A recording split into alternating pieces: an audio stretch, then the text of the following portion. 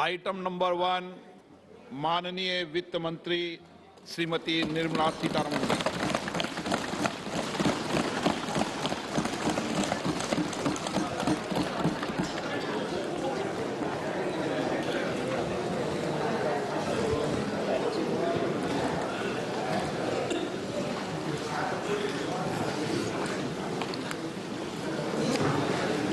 Honorable Speaker, I present the budget for 2023-2024. This is the first budget in Amrit Kal. This budget hopes to build on the foundation laid in the previous budget and the blueprint drawn for India at 100. We envision a prosperous and inclusive India in which the fruits of development will reach all sections and citizens, especially our youth, women, farmers, OBCs, scheduled castes, and scheduled tribes. In the 75th year of our independence, the world has recognized the Indian economy as a bright star. Our current year's economic growth is estimated to be at 7%. It is notable that this is the highest among all the major economies. This is in spite of the massive slowdown globally caused by COVID-19 and the war. The Indian economy is therefore on the right track and despite a time of challenges, heading towards a bright future. Today, as Indians stand with their head held high and the world appreciates India's achievements and successes, we are sure that elders who had fought for India's independence will, with joy, bless us in our endeavors going forward as well. Our focus on wide-ranging reforms and sound policies implemented through Sabka Prayas, resulting in Jan Bhagidari and targeted support to those in need, helped us perform well in trying times. India's rising global profile is because of the several accomplishments. Unique world-class digital public infrastructure, example, Aadhaar, CoWIN and UPI. COVID vaccination drive in unparalleled scale and speed, proactive role in frontier areas such as achieving the climate-related goals, Mission Life, and National Hydrogen Mission. During the COVID-19 pandemic, we ensured that no one goes to bed hungry with a scheme to supply free food grains to over 80 crore persons for 28 months. Continuing our commitment to ensure food and nutritional security, we are implementing from 1st January 2023 a scheme to supply free food grain to all Antyodaya and priority households for the next 1 year. Under PM Garib Kalyan Anna Yojana, the entire expenditure of about 2 lakh crore will be borne by the central government. In these times of global challenges, the G20 presidency gives us a unique opportunity to strengthen India's role in the world economic order. With the theme of Vasudhaiva Kutumbakam, we are steering an ambitious, people-centric agenda to address global challenges and to facilitate sustainable economic development. The government's efforts since 2014 have ensured for all citizens a better quality of life and life of dignity. The per capita income has more than doubled to 1.97 lakh rupees. In these 9 years, the Indian economy has increased in size from being 10th to 5th largest in the world. We have significantly improved our position as well as a well-governed and innovative country with a conducive environment for business as reflected in several global indices. We have made a significant progress in many sustainable development goals. The economy has become a lot more formalized as reflected in the EPFO membership, more than doubling to 27 crore and rupees 7,400 crore digital payments of 126 lakh crore rupees through UPI in 2022. The efficient implementation of many schemes with universalization of targeted benefits has resulted in inclusive development. Some of the schemes are 11.7 crore household toilets under Swachh Bharat mission, which is achieved, 9.6 crore LPG connections under Ujjwala, 220 crore COVID vaccination of 102 crore persons, 47.8 crore PM Jan Dhan bank accounts, insurance cover for 44.6 crore persons under PM Suraksha Bima and PM Jeevan Jyoti Yojana, and cash transfer of 2.2 lakh crores of rupees to 11.4 crore to over 11.4 crore farmers under PM-Kisan Samman Nidhi. Our vision for the Amritkal includes technology-driven and knowledge-based economy with strong public finances and a robust financial sector.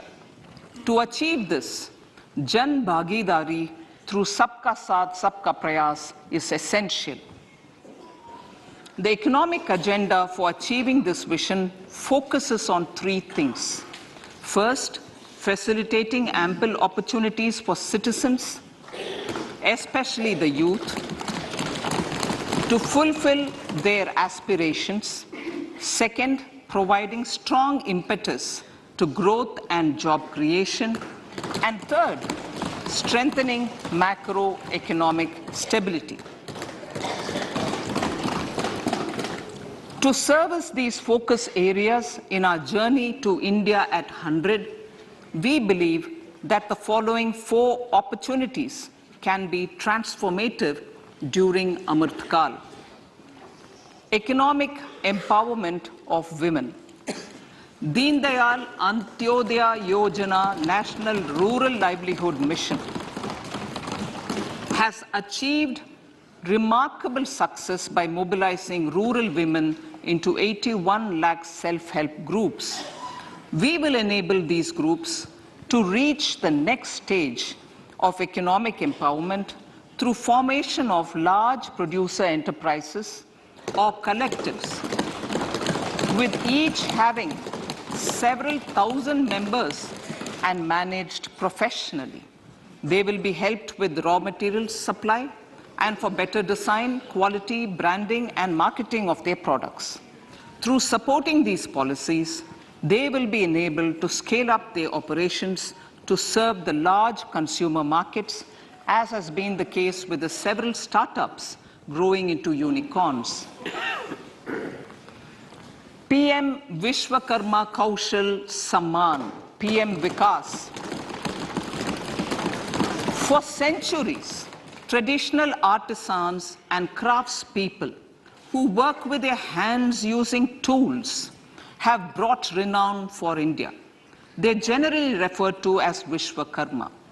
The art and the handicraft created by them represents the true spirit of Atmanirbhar Bharat. For the first time, a package of assistance for them has been conceptualized. The new scheme will enable them to improve the quality, scale, and reach of their products integrating them with the MSME value chain. The components of the scheme will include not only financial support, but also access to advanced skill training, knowledge of modern digital techniques, and efficient green technologies, brand promotion, linkage with local and global markets, digital payments, and social security. This will greatly benefit the scheduled castes, scheduled tribes, OBCs, women, and people belonging to the weaker sections. Tourism. The country offers immense attraction for domestic as well as foreign tourists. There is a large potential to be tapped in tourism.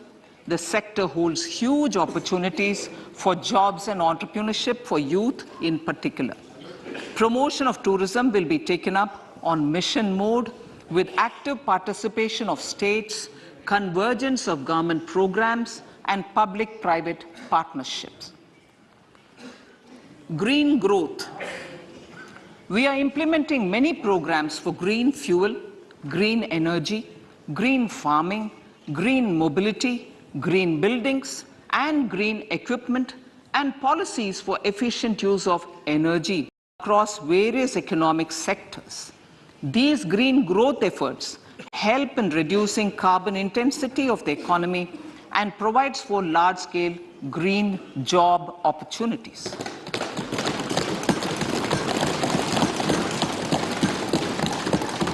Priorities of this budget. The budget adopts the following 7 priorities. They complement each other and act as the Saptarishi guiding us through the Amritkal.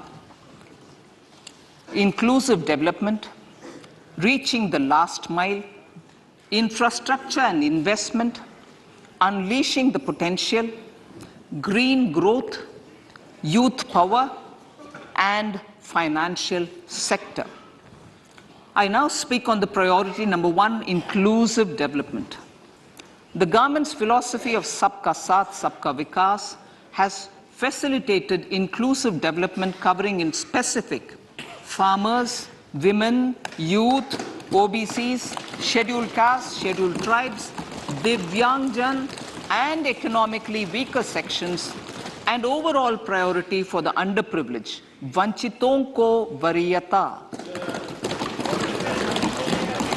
There has also been a sustained focus on Jammu Kashmir, Ladakh, and the Northeast.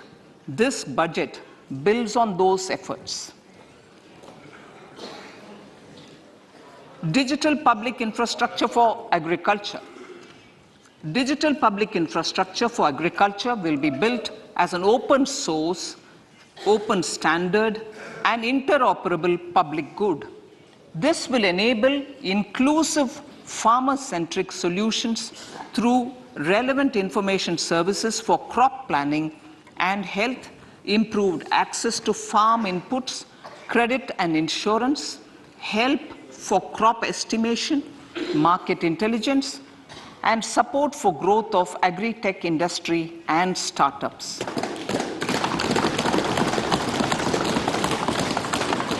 An agriculture accelerator fund. An agriculture accelerator fund will be set up to encourage agri-startups by young entrepreneurs in rural areas. The fund will aim at bringing innovative and affordable solutions for challenges faced by farmers. It will also bring in modern technologies to transform agricultural practices, increase productivity and profitability. To enhance the productivity of extra long staple cotton, we will adopt a cluster-based and value chain approach through public-private partnerships. This will mean collaboration between farmers, state, and industry for input supplies, extension services, and market linkages. We will launch an Atmanirbhar Clean Plant program to boost availability of disease-free, quality planting material for high-value horticultural crops at an outlay of 2,200 crores. Global hub for millets, which are Sri Anna. India is the forefront.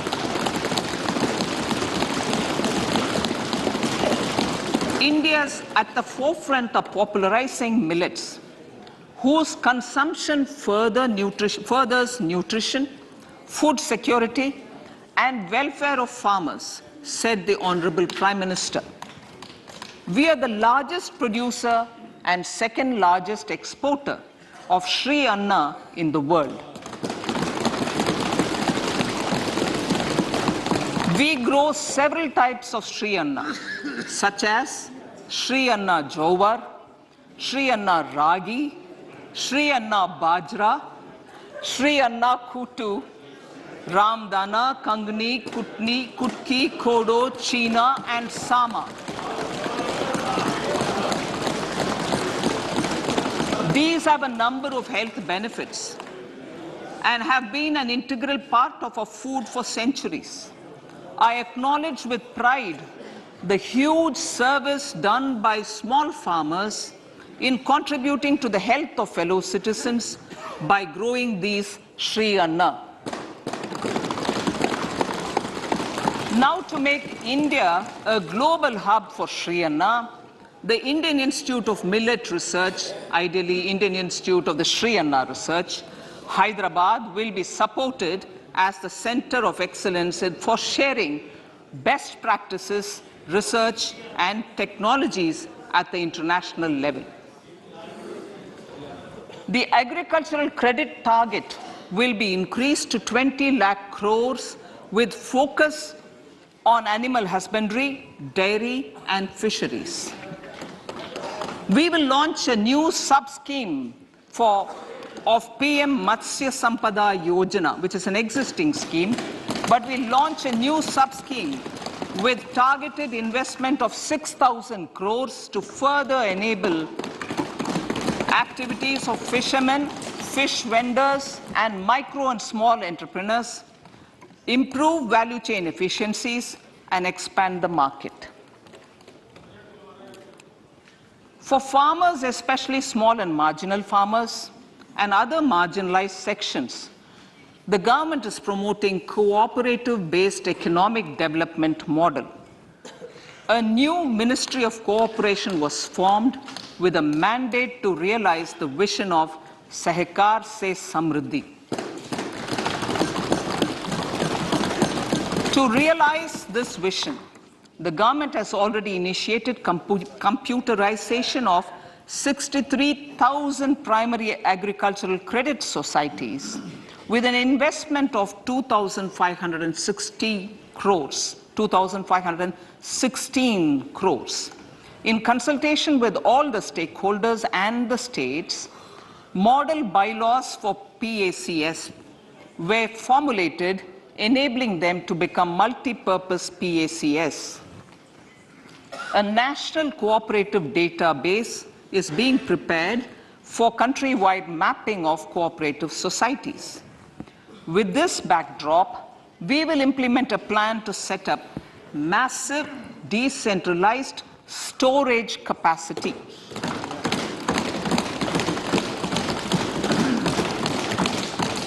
This will help farmers store their produce and realize remunerative prices through sale at appropriate times. The government will also facilitate setting up of a large number of multi-purpose cooperative societies, primary fishery societies, and dairy cooperative societies in uncovered panchayat and villages in the next 5 years.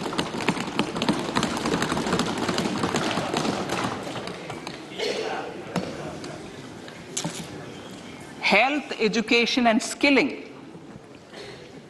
157 new nursing colleges will be established in co-location with the existing 157 medical colleges established since 2014. A mission to eliminate sickle cell anemia by 2047 will be launched. It will entail awareness creation, universal screening of 7 crore people in the age group of 0 to 40 years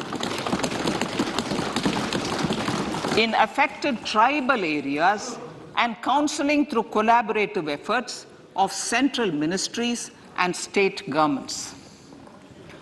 Facilities in select ICMR labs, Indian Council for Medical Research Labs, will be made available for research by public and private medical college faculty and private sector R&D teams for encouraging collaborative research and innovation. A new program to promote research and innovation in pharmaceuticals will be taken up through centers of excellence. We shall also encourage industry to invest in research and development in specific priority areas. Dedicated multidisciplinary courses for medical devices will be supported in existing institutions to ensure availability of skilled manpower for futuristic medical technologies, high-end manufacturing, and research. Teachers' training. Teachers' training will be re-envisioned through innovative pedagogy, curriculum transaction, continuous professional development, dipstick surveys, and ICT implementation. The District Institute of Education and Training will be developed as vibrant institutes of excellence for this purpose.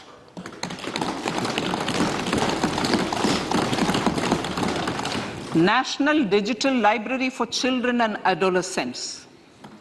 A National Digital Library for Children and Adolescents will be set up for facilitating availability of quality books across geographies, languages, genres, and levels, and device-agnostic accessibility. States will be encouraged to set up physical libraries for them at panchayat and ward levels and provide infrastructure for accessing the national digital library resources. Additionally, to build a culture of reading and to make up for pandemic time learning loss, the National Book Trust, the Children's Book Trust, and other sources will be encouraged to provide and replenish non-curricular titles in regional languages and in English to these physical libraries. Collaboration with NGOs that work in literacy will also be a part of this initiative to inculcate financial literacy. Financial sector regulators and organizations will be encouraged to provide age-appropriate reading material to these libraries. I move to priority 2, reaching the last mile. Prime Minister Vajpayee's government had formed the Ministry of Tribal Affairs and the Department of Development of Northeast Region to provide a sharper focus to the objective of reaching the last mile. Our government has formed the Ministries of Ayush, Fisheries, Animal Husbandry and Dairying, Skill Development, Jal Shakti, and Cooperation. Building on the success of the Aspirational Districts program, the government has recently launched the Aspirational Blocks program, covering 500 blocks for saturation of essential government services across multiple domains such as health, nutrition, education, agriculture, water resources, financial inclusion, skill development, and basic infrastructure. Manya Speaker, sir, Pradhan Mantri PVTG, which is Primitive Vulnerable Tribal Groups, development mission is being launched. To improve socio-economic conditions of the particularly vulnerable tribal groups, the PBTGs as we refer them to, Pradhan Mantri PBTG Development Mission will be launched. This will saturate PBTG families and habitations with basic facilities such as safe housing, clean drinking water and sanitation, improved access to education, health, nutrition, road and telecom connectivity, and sustainable livelihood opportunities. An amount of 15,000 crores will be made available to implement the mission in the next 3 years under the Development Action Plan for the Scheduled Tribes. Ekalavya Model Residential Schools. In the next 3 years, Center will recruit 38,800 teachers and support staff for the 740 Ekalavya Model Residential Schools, which is serving 3.5 lakh tribal students.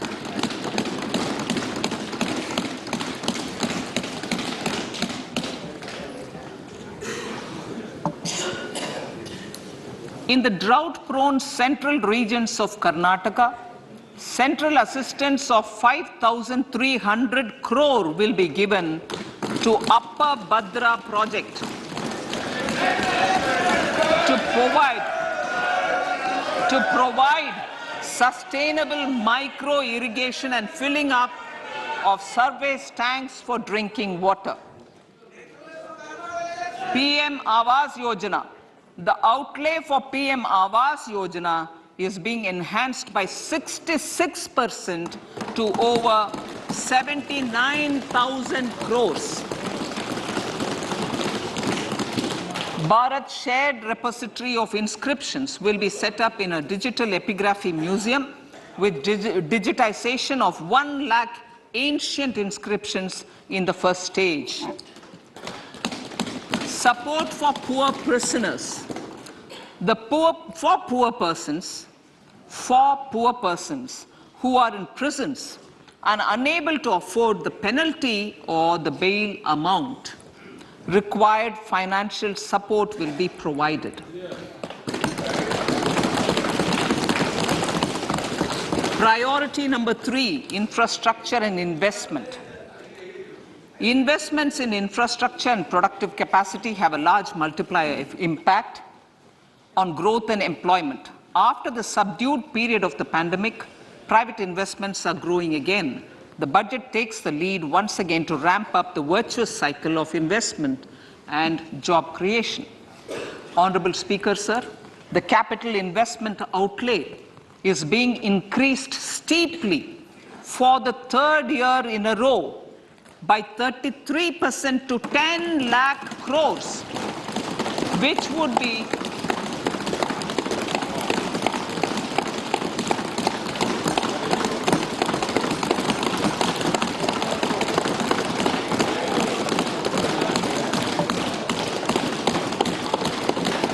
which would be 3.3% of GDP. This will almost be 3 times the outlay made in 2019-20.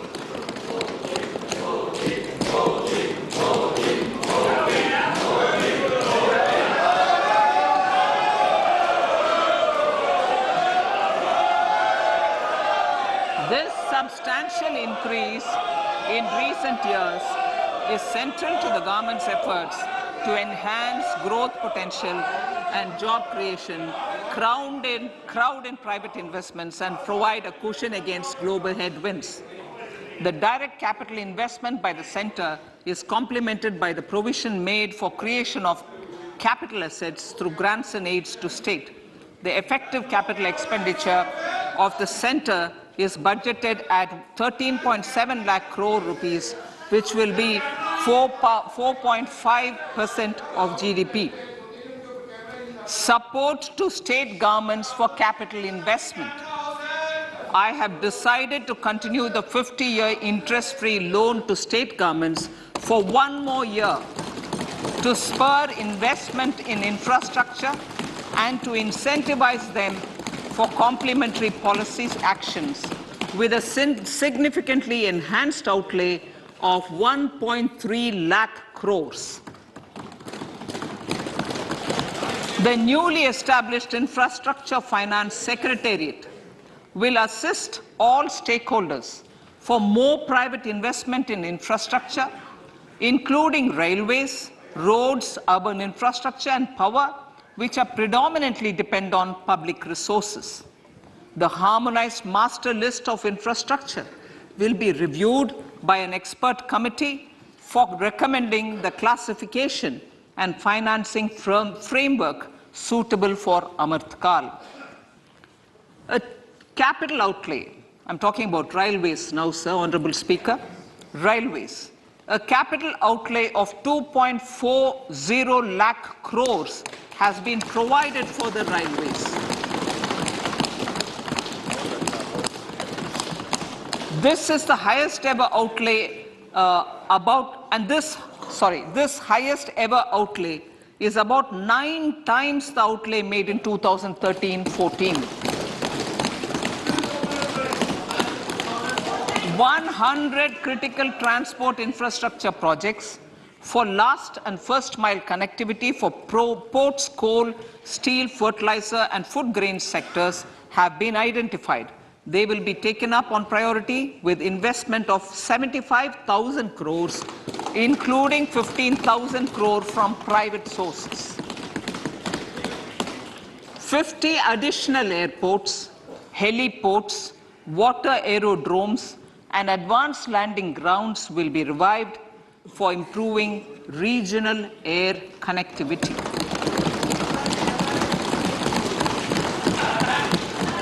Sustainable cities for tomorrow.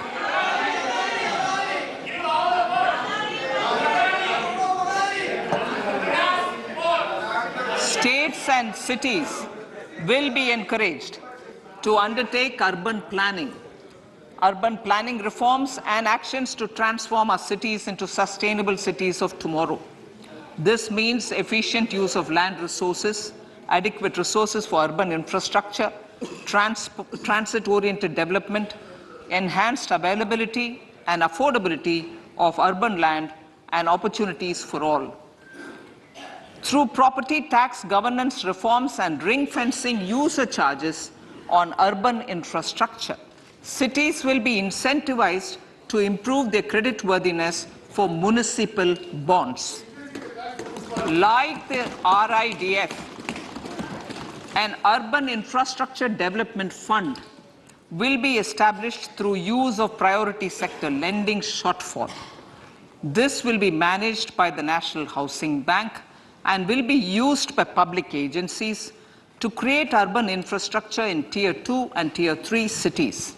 States will be encouraged to leverage resources from the grants of the 15th Finance Commission as well as existing schemes to adopt appropriate user charges while accessing the UIDF. We expect to make available 10,000 crore rupees per annum for this purpose. All cities and towns will be enabled for 100% mechanical desludging of septic tanks and sewers to transition from manhole to machine hole mode.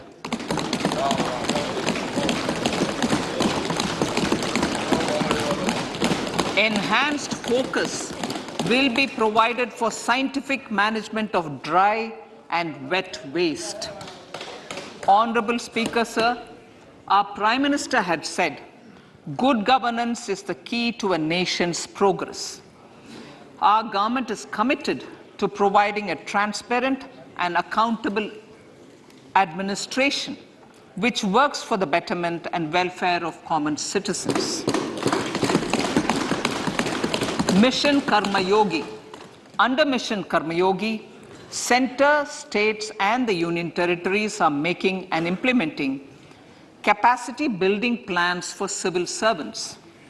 The government has also launched an integrated online training platform, I Got Karma Yogi, to provide continuous learning opportunities for lakhs of government employees to upgrade their skills and facilitate people-centric approach.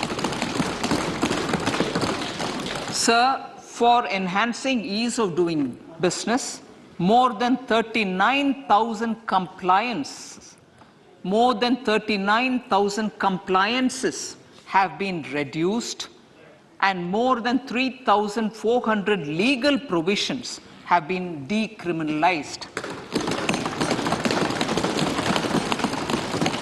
For furthering the trust-based governance, we have introduced the Jan Vishwas Bill to amend 42 central acts.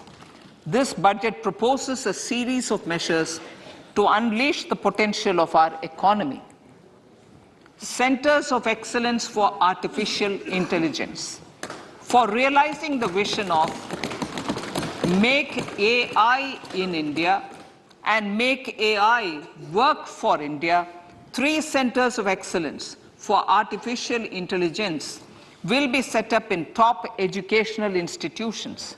Leading industry players will partner in conducting interdisciplinary research, develop cutting-edge applications, and scalable problem solutions in the areas of agriculture, health, and sustainable cities.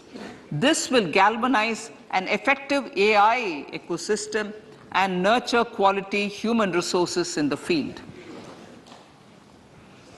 National Data Governance Policy. To unleash innovation and research by startups and academia, a national data governance policy will be brought out. This will enable access to anonymized data. The KYC process will be simplified, adopting a risk-based instead of one-size-fits-all approach. The financial sector regulators will also be encouraged to have a KYC system fully amenable to meet the needs of digital India. One-stop solution for identity and address updating.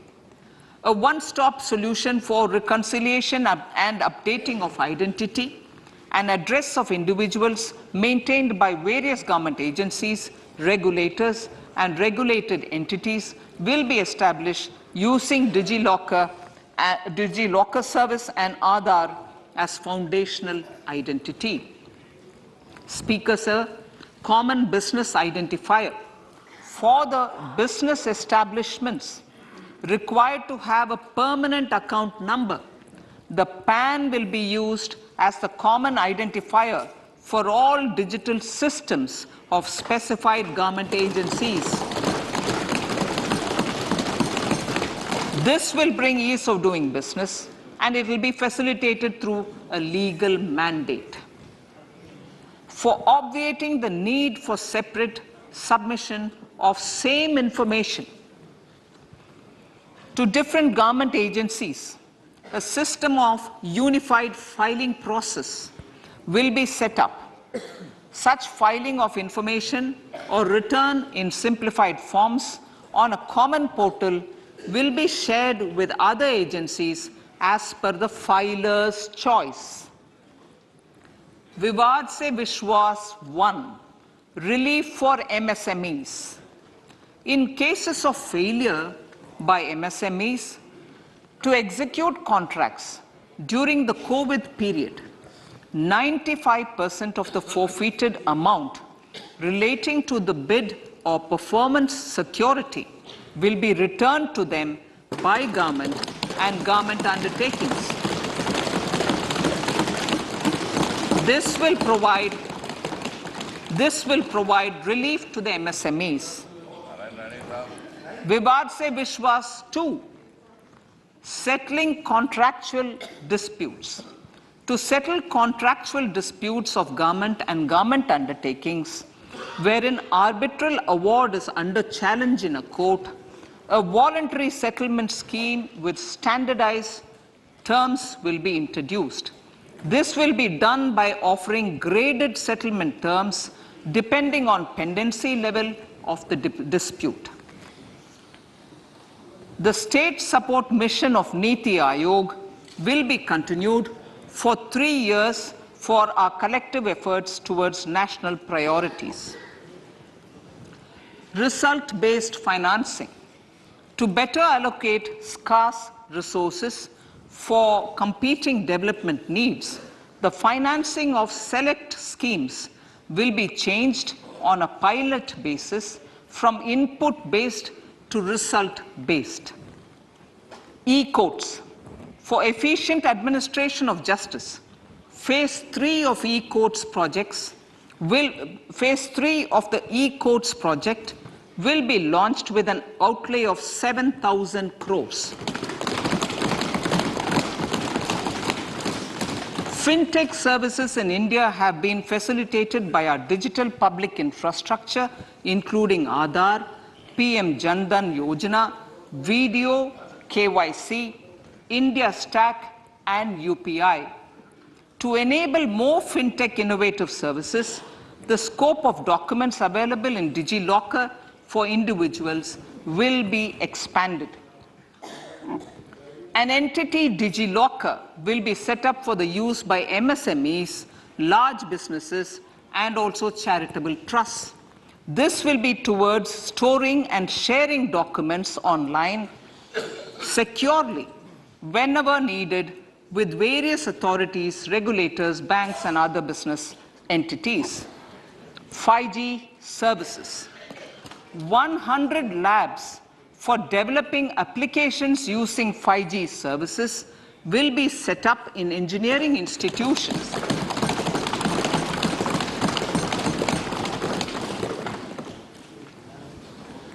To realize a new range of opportunities, business models, and employment potential, the labs will cover, among others, applications such as smart classrooms, precision farming, intelligent transport systems, and healthcare applications. Lab-grown diamonds. Lab-grown diamonds is a technology and innovation-driven emerging sector with high employment potential. These environment-friendly diamonds, which have optically and chemically the same properties as natural diamonds. To encourage indigenous production of LGD, lab-grown diamond seeds and machines, and to reduce import dependency, a research and development grant will be provided to one of the IITs for 5 years.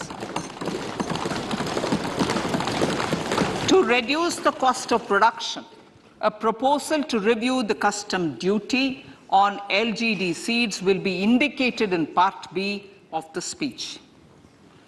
I come to the fifth priority, Honorable Speaker, sir, green growth. Honorable Prime Minister has given a vision for life or lifestyle for environment to spur a movement of environmentally conscious lifestyle. India is moving forward firmly for the Panchamrit, the net zero carbon emission by 2070 to usher in green industrial and economic transition. This budget builds on our focus on green growth. The recently launched National Green Hydrogen Mission, with an outlay of 19,700 crores, will facilitate transition of the economy to low carbon intensity, reduce dependence on fossil fuel imports, and make the country assume technology and market leadership in this sunrise sector. Our target is to reach an annual production of 5 MMT by 2030. Energy transition. This budget provides for 35,000 crores for priority capital investment towards energy transition and net zero objectives and energy security by Ministry of Petroleum and Natural Gas. To steer the economy on sustainable development path, battery energy storage systems with capacity of 4,000 MWh will be supported with viability gap funding.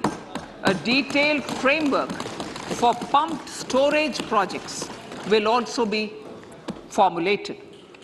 Renewable energy evacuation.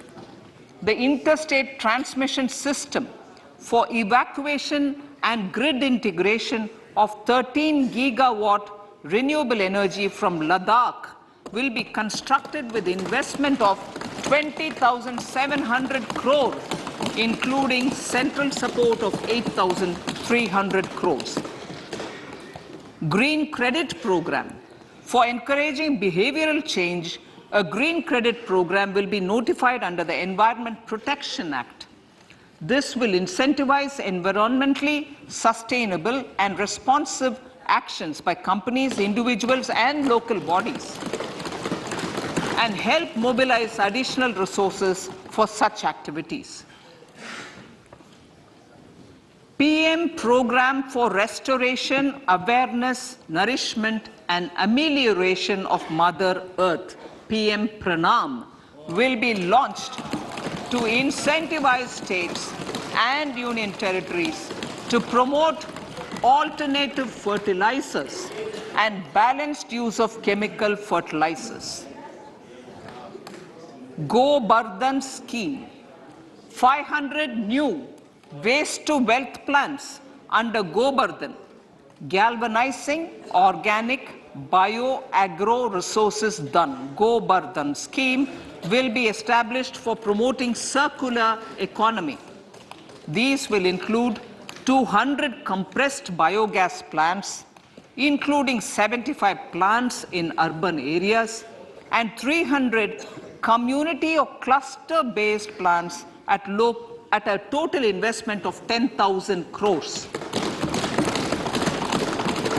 I will refer to this in Part B also. In due course, a 5% CBG mandate will be introduced for all organizations marketing natural and biogas. For collection of biomass and distribution of biomanure, appropriate fiscal support will also be provided. Bharatiya Prakritik Kheti Bio Input Resource Centers. Over the next 3 years, we will facilitate 1 crore farmers to adopt natural farming. For this, Honorable Speaker, 10,000 bio input resource centers will be set up, creating a national level distributed micro fertilizer and pesticide manufacturing network. Mishti.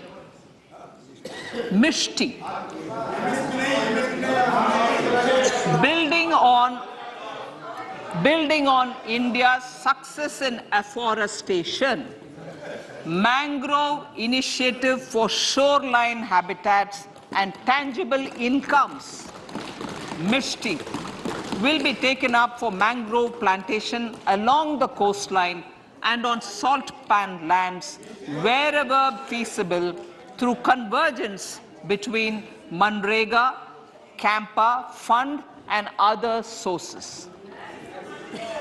Amrit Dharohar. Wetlands are vital ecosystems which sustain biological diversity. In his latest Mann Ki Baat, the Prime Minister said, now, I quote, now the total number of Ramsar sites in our country has increased to 75, whereas before 2014, there were only 26, unquote. Local communities have always been at the forefront of conservation efforts. The government will promote their unique conservation values through Amrit Dharohar, a scheme that will be implemented over the next 3 years to encourage optimal use of wetlands and enhance biodiversity, carbon stock, ecotourism opportunities, and income generation for local communities. Coastal shipping. Coastal shipping will be promoted as the energy efficient and lower cost mode of transport, both for passengers and freight, through PPP mode with viability gap funding. Vehicle replacement. Vehicle replacement is an important continuing policy, replacing the old political,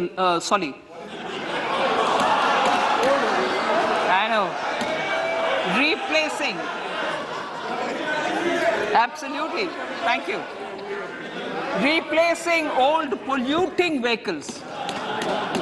Maybe applicable, right? Replacing old polluting vehicles is an important part of greening our economy. In furtherance of the vehicle scrapping policy mentioned in Budget 21-22, I have allocated adequate funds to scrap old vehicles of the central government. States will also be supported in replacing old vehicles and old state ambulances. Honorable Speaker, sir, I move to priority 6, youth power. To empower our youth and help the Amrit PD realize their dreams, we have formulated the National Education Policy, which is very wide in its scope, but one of the things is also to focus on skilling, adopted economic policies that facilitate job creation at scale and have supported business opportunities. Pradhan Mantri Kaushal Vikas Yojana. Pradhan Mantri Kaushal Vikas Yojana 4.0 will be launched to skill lakhs of youth within the next 3 years. On-job training, industry partnership, and alignment of courses with needs of industry will be emphasized. The scheme will also cover new age courses for Industry 4.0 like coding, AI, robotics, mechatronics, IoT, 3D printing, drones, and other soft skills. To skill youth for international opportunities, 30 Skill India international centers will be set up across different states.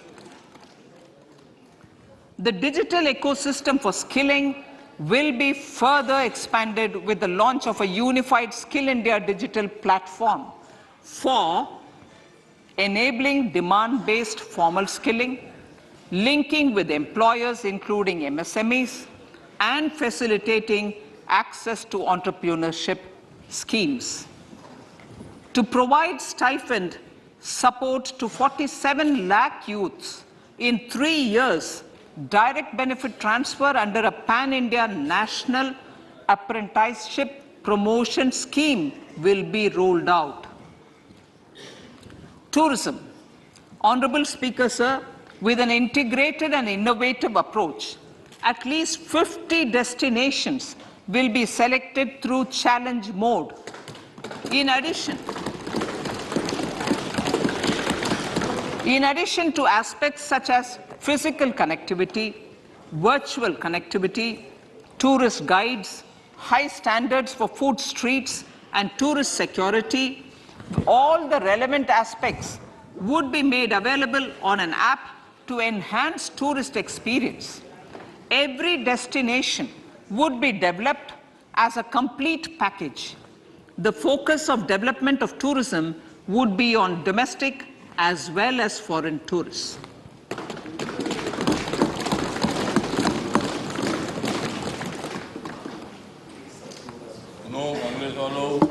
Sector-specific skilling and entrepreneurship development will be dovetailed to achieve the objectives of Dekho Apna Desh initiative.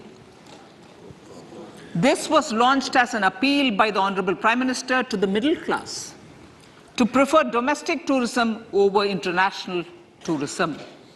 The integrated development of theme-based tourist circuits, the Swadesh Darshan scheme, was also launched. Under the Vibrant Villages program, tourism infrastructure and amenities will be facilitated in border villages. Unity Mall. States will be encouraged to set up a Unity Mall in their state capital or most prominent tourism center or the financial capital for promotion and sale of their one district, one product and GI products and other handicraft products, and for providing space for such products of all other states as well. Sir, priority number 7, financial sector. Our reforms in the financial sector and innovative use of technology have led to financial inclusion at scale, better and faster service delivery, ease of access to credit, and participation in financial markets. This budget proposes to further these measures. Credit guarantee for MSMEs. Last year, I proposed revamping of the credit guarantee scheme for the MSMEs. I am happy to announce that the revamped scheme will take effect from 1st April 2023 through infusion of 9,000 crores in the corpus. This will enable additional collateral-free guaranteed credit of 2 lakh crores of rupees. Further, the cost of credit will be reduced by about 1%. A national financial information registry will be set up to serve as a central repository of financial and ancillary information. This will facilitate efficient flow of credit, promote financial inclusion, and foster financial stability. A new legislative framework will govern this credit public infrastructure and will be designed in consultation with the RBI. To meet the needs of Amritkal and to facilitate optimum regulation in the financial sector, public consultation, as necessary and feasible, will be brought to the process of regulation making and issuing subsidiary directions. To simplify, to ease, and to reduce cost of compliance, financial sector regulators will be requested to carry out a comprehensive review of existing regulations. For this, they will consider suggestions from public and regulated entities. Time limits to decide the application under various regulations will also be laid down. Honorable Speaker, sir, to enhance business activities in GIFT IFSC, the following measures will be taken. Delegating powers under the SEZ Act to the IFSCA to avoid dual regulation. Setting up a single window IT system for registration and approval of IFSCA, SEZ authorities, GSTN, RBI, SEBI, and IRDAI. Permitting acquisition financing by IFSC banking units of foreign banks. Establishing a subsidiary of Exim Bank for trade refinancing. Amending IFSCA Act for statutory provisions for arbitration, ancillary services, and avoiding dual regulation under the SEZ Act, and recognizing offshore derivative instruments as valid contracts. Honorable Speaker, sir, data embassy. For countries looking for digital continuity solutions, we will facilitate setting up of their data embassies in GIFT IFSC.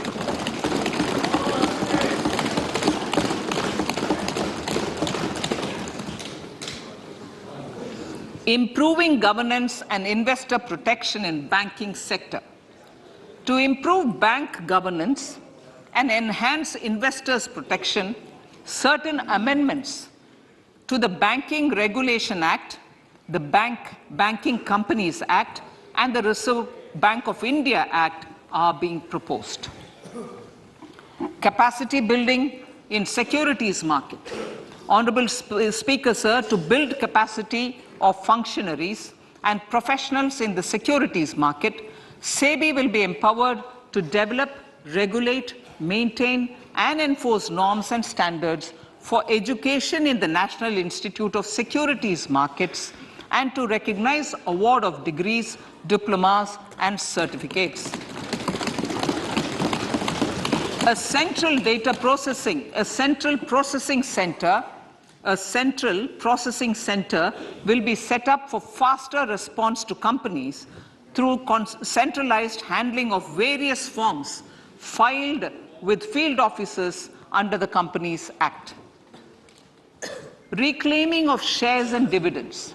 For investors to reclaim unclaimed shares and unpaid dividends from the Investor Education and Protection Fund Authority with ease, from the Investor Education and Protection Fund Authority with ease, an integrated IT portal will be established. Digital payments continue to find wide acceptance. In 2022, they show an increase of 76% in transaction and 91% in value. Fiscal support for this digital public infrastructure will continue in 2023-2024. Azadi ka Amrit Mahotsav, Mahila Samman Bachat Patra. For commemorating Azadi ka Amrit Mahotsav, a one-time new small savings scheme, Mahila Samman Savings Patra or Savings Certificate, Mahila Samman Savings Certificate will be made available for a 2-year period up to March 2025. This will offer deposit facility up to 2 lakh in the name of a woman or girls for a tenure of 2 years at fixed interest rate of 7.5% with partial withdrawal option. Senior citizens. The maximum deposit limit for senior citizens savings scheme will be enhanced from 15 lakh to 30 lakhs of rupees.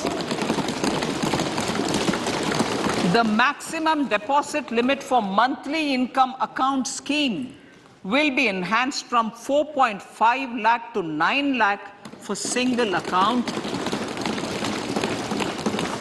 and from 9 lakh to 15 lakh for joint account. Honorable Speaker, sir, fiscal management. 50 years interest-free loan to states. The entire 50-year loan to states has to be spent on capital expenditure within 2023-24. Most of this will be at the discretion of the states, but a part will be conditional on states increasing their actual capital expenditure. Parts of the outlay will also be linked to or allocated for the following purposes: scrapping old government vehicles, urban planning reforms and actions, financing reforms in urban local bodies to make them credit-worthy for municipal bonds, housing for police personnel above or as part of the police station, constructing unity malls, children and adolescent libraries and digital infrastructure, and state share of capital expenditure of central schemes. Honorable Speaker, sir, fiscal deficit of states. States will be allowed a fiscal deficit of 3.5% of GSDP, of which 0.5% will be tied to power sector reforms. Revised estimates 2022 to 2023. The revised estimate, Honorable Speaker, sir, of the total receipts other than borrowing is 24.3 lakh crores, of which the net tax receipts are 20.9 lakh crores. The revised estimate of the total expenditure is 41.9 lakh crores of rupees, of which the capital expenditure is about 7.3 lakh crores. The revised estimate of the fiscal deficit is 6.4% of GDP, adhering to the budget estimate. So budget estimates of 2023-24. Coming to 2023-24, the total receipts other than borrowings and the total expenditure are estimated at 27.2 lakh crores and 45 lakh crores respectively. The net tax receipts are estimated at 23.3 lakh crores. The fiscal deficit is estimated to be 5.9% of the GDP. In my budget speech for 21-22, I had announced that we plan to continue the path of fiscal consolidation, reaching a fiscal deficit of below 4.5% by 2025-26, with a fairly steady decline over the period. We have adhered to this path, and I reiterate my intention to bring the fiscal deficit below 4.5% of GDP by 2025-26. To finance the fiscal deficit in 2023-24, the net market borrowings from dated securities are estimated at 11.8 lakh crores. The balance financing is expected to come from small savings and other sources. The gross market borrowings are estimated at 15.43 lakh crores of rupees. Honorable Speaker, sir, I now move to Part B.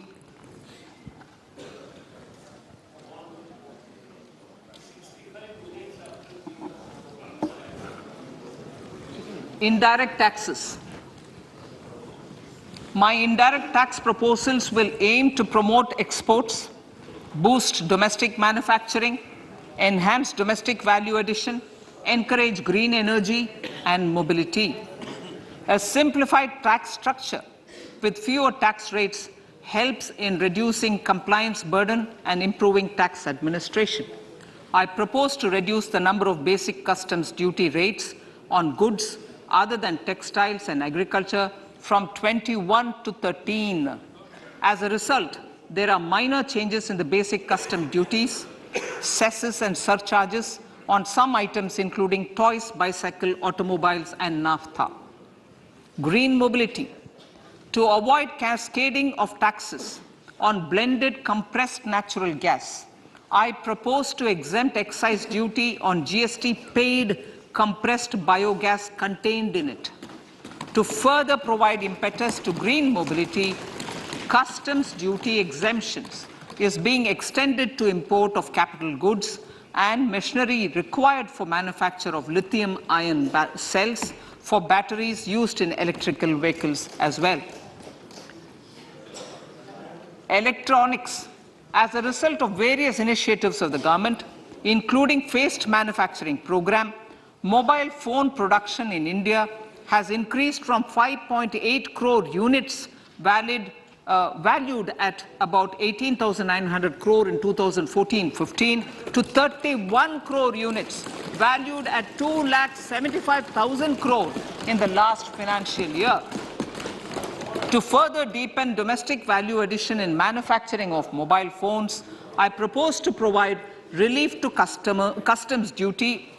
I propose to provide relief in customs duty on import of certain parts and inputs like camera lens and continue the concessional duty on lithium-ion cells for batteries for another year. Similarly, to promote value addition in manufacture of televisions, I propose to reduce the basic customs duty on parts of open cells of TV panels to 2.5%. Electrical. To rectify inversion of duty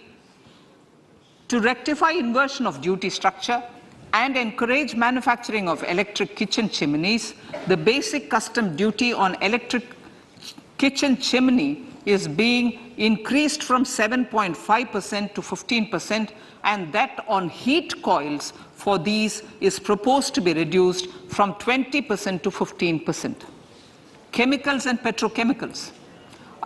Denatured ethyl alcohol is used in chemical industry. I propose to exempt basic customs duty on it. This will also support the ethanol blending program and facilitate an endeavor for energy transition. Basic customs duty is also being reduced on acid-grade fluorospar from 5% to 2.5% to make the domestic fluorochemicals industry competitive. Further, the basic customs duty on crude glycerin for use in manufacture of epichlorohydrin is proposed to be reduced from 7.5% to 2.5%.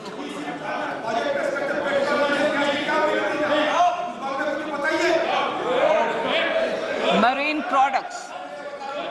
In the last financial year, marine products recorded the highest export growth, benefiting farmers in the coastal states of the country.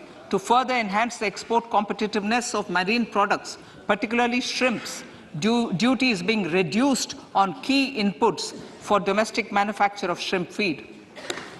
India is a global leader, as I said in Part A, in cutting and polishing of natural diamonds, contributing about 3/4 of the global turnover by value. With the depletion of deposits of natural diamonds, the industry is moving towards lab-grown diamonds, and it holds huge promise. To seize this opportunity, I propose to reduce the basic customs duty on seeds used in their manufacture. Customs duties on dore or doré and bars of gold and platinum were increased earlier this fiscal. I propose to increase the duties on articles made therefrom to enhance the duty differential. I also propose to increase the import duty on silver doors, bars and articles to align them with that on gold and platinum.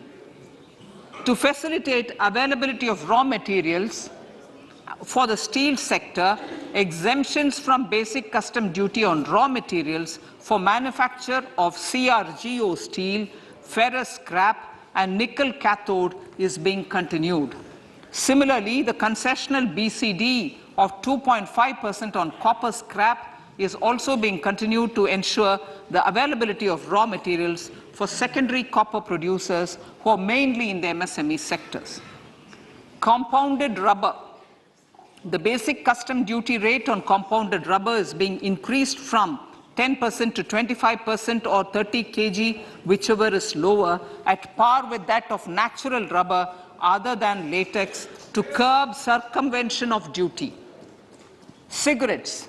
National calamity contingent duty on specified cigarettes was last revised 3 years ago. This is proposed to be revised upwards by about 16%. Direct taxes. I now come to my direct tax proposals. Honourable Speaker, these proposals aim to maintain continuity and stability of taxation, further simplify and rationalize various provisions to reduce the compliance burden, promote the entrepreneurial spirit, and provide tax relief to citizens. It has been constant endeavour of the Income Tax Department to improve taxpayer services by making compliance easy and smooth. Our taxpayers portal received a maximum of 72 lakh returns in a day, processed more than 6.5 crore returns this year. Average processing period reduced from 93 days in financial year 13-14 to 16 days only now. And 45% of the returns were processed within 24 hours. We intend to further improve this, roll out the next generation common IT return form for taxpayer convenience, and also plan to strengthen the grievance redressal mechanism. MSMEs and professionals. MSMEs are growth engines of our economy. Micro enterprises with turnover up to 2 crore of rupees and certain professionals with turnover of up to 50 lakh rupees can avail the benefit of presumptive taxation.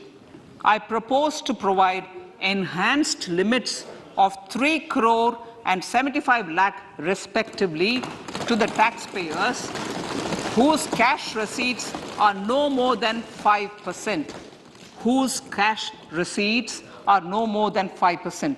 Moreover, to support MSMEs in timely receipt of payments, I propose to allow deduction for expenditure incurred on payments made to them only when payment is actually made. Cooperation. Cooperation is a value to be cherished.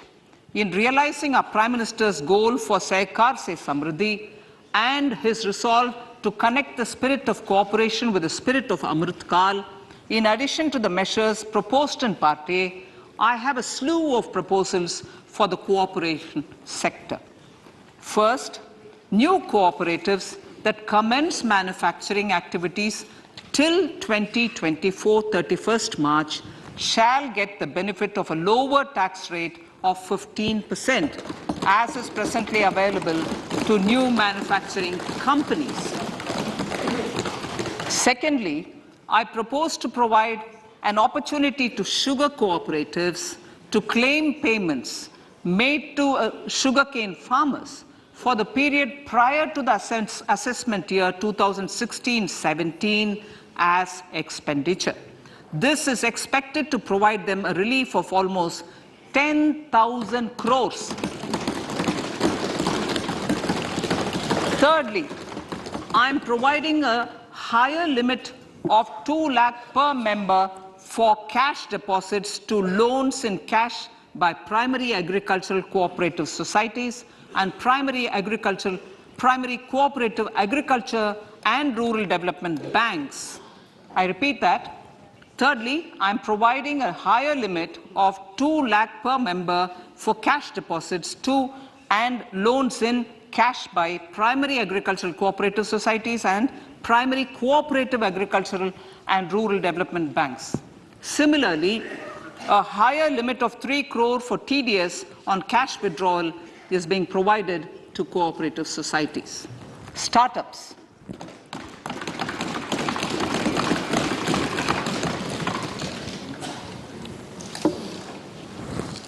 Entrepreneurship is vital for a country's economic development.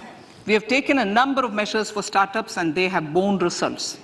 India is now the 3rd largest ecosystem for startups globally and ranks 2nd in innovation quality among middle-income countries. I propose to extend the date of incorporation for income tax benefits to startups from 31/3/2023 to 31/3/2024. I further propose to provide the benefit of carry forward of losses on change of shareholding of startups from 7 years of incorporation to 10 years.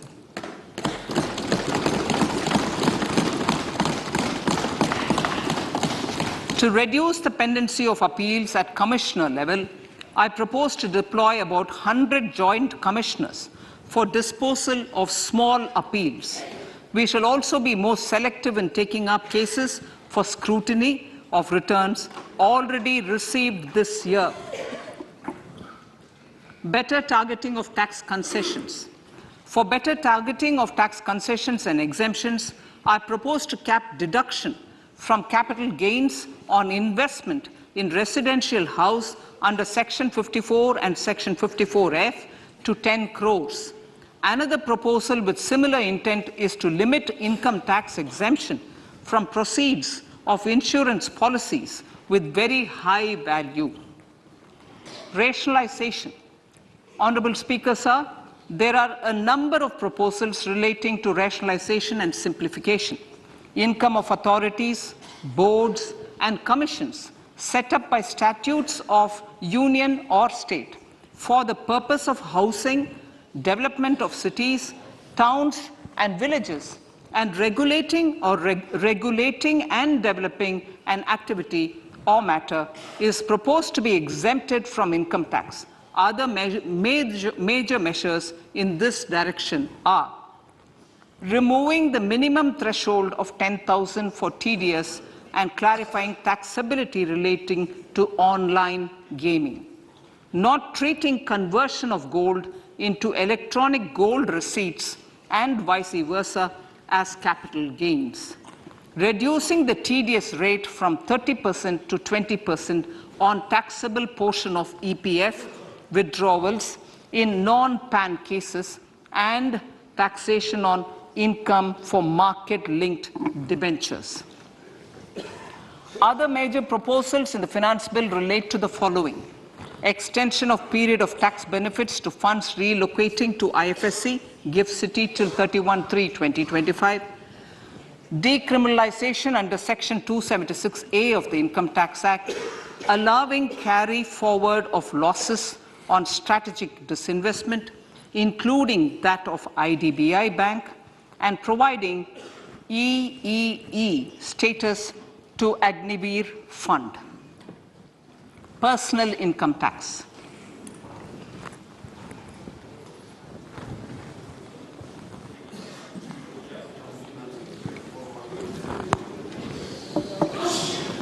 Now I come to what everyone is waiting for. Personal income tax. I have 5 major announcements to make in this regard. These primarily benefit our hard-working middle class. The first one concerns rebate. Currently, those with income up to 5 lakh do not pay any income tax in both old and new regimes. I propose to increase the rebate limit to 7 lakhs in the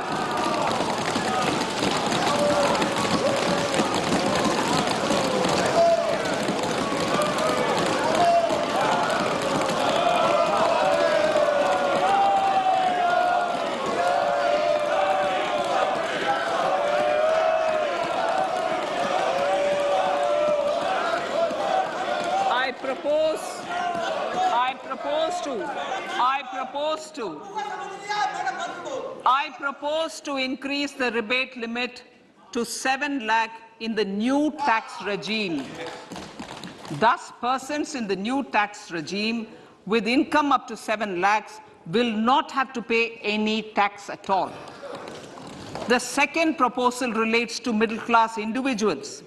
I had introduced in the year 2020 the new personal income tax regime with 6 income slabs starting from 2.5 lakh.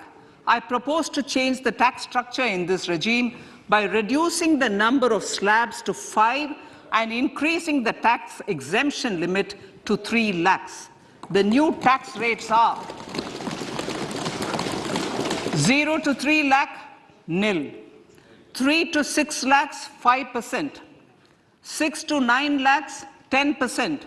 9 to 12 lakh, 15%. 12 to 15 lakhs, 20%. And above 15 lakhs, 30%. This will provide major relief to all taxpayers in the new regime. An individual with an annual income of 9 lakhs will be required to pay only 45,000 rupees. This is only 5% of his or her income. It is a reduction of 25% on what he or she is required to pay now. That is 60,000. So in the place of 60,000, it is now only 45,000. Similarly, an individual with an income of 15 lakh rupees would be required to pay only 1.5 lakh or 10% of his income or her income, a reduction of 20% from the existing liability of 1,87,500 rupees. My third proposal is for the salaried class and the pensioners, including family pensioners, for whom I propose to extend the benefit of standard deduction to the new tax regime. Each salaried person with an income of 15.5 lakh rupees or more will thus stand to benefit by 52,500 rupees. My fourth announcement in personal income tax is regarding the highest tax rate, which in our country is 42.74%. This is among the highest in the world. I propose to reduce the highest surcharge.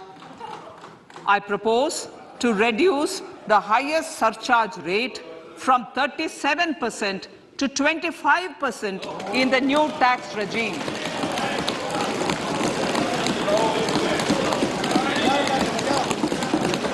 This would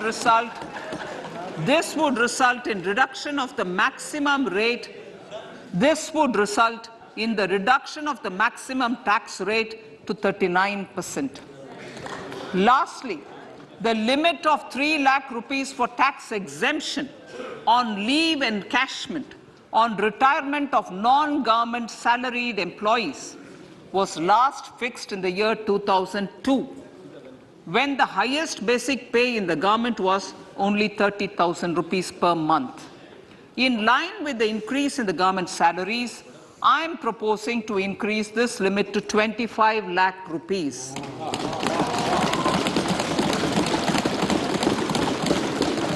We are also making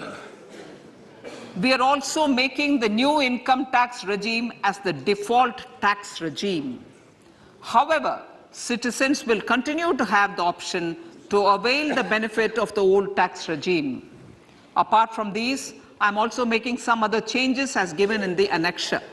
As a result of these proposals, revenue of about 38,000 crore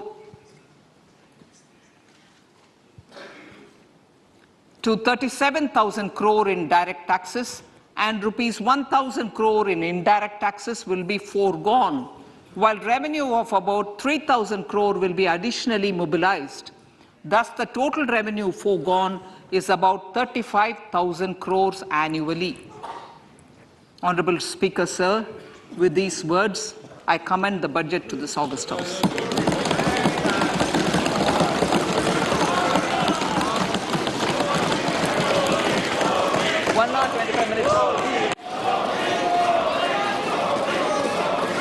Item number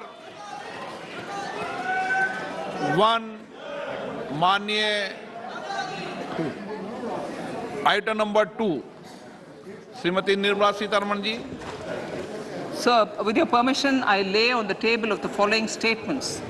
Under Section 3(1) of the Fiscal Responsibility Budget Management Act 2003, 1. Medium-term fiscal policy cum fiscal policy strategy statement and macroeconomic framework statement. माननीय सदस्यगण, जैसा कि आपको समाचार भाग 2 के माध्यम से पहले ही सूचित किया जा चुका है कि माननीय वित्त मंत्री जी के बजट भाषण की प्रतियां हार्ड कॉपी के रूप में उपलब्ध कराई गई है. आप बजट भाषण की अपनी अपनी प्रति प्रकाशन फलक से ले लें. आपको ये भी सूचित किया जाता है कि माननीय मंत्री द्वारा बजट प्रस्तुत किए जाने के पश्चात उसकी प्रतियां आपको मेंबर्स पोर्टल के माध्यम से उपलब्ध करा दी जाएगी. आइटम नंबर 3, माननीय मंत्री जी, वित्त मंत्री जी. Sir, with your permission, I rise to move for leave to introduce the Finance Bill 2023. प्रश्न ये कि विधेयक को पुनर्स्थापित करने की अनुमति प्रदान की जाए. जो सदस्य इसके पक्ष में हाँ कहें, जो सदस्य विरोध में ना कहें. मेरे विचार में निर्णय हाँ वालों के पक्ष में. माननीय मंत्री जी विधेयक को पुनर्स्थापित करें. Sir, I introduce the bill. सभा की कार्रवाई कल गुरुवार दिनांक 2 फरवरी 2023 को प्राप्त 11 बजे तक के लिए स्थगित की जाती है.